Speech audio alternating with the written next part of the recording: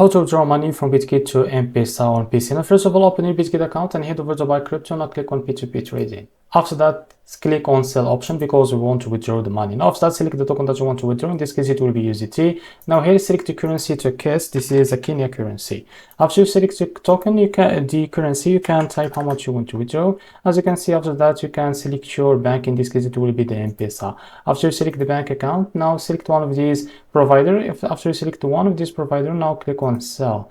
And as you can see here, set the amount that you want to withdraw, and here you will be able to see how much you will be able to receive on your currency. After that, click on add payment method. Now as you can see here, change this to Mpesa. Now after that, provide your phone number of that bank account. After that, click on save and use. So after that, click on here, sell USDT, to be able to receive your money in about a few minutes to your bank account. So this is how to withdraw money from Bitget to Mpesa. If you found this very helpful, please like and subscribe. See you next video.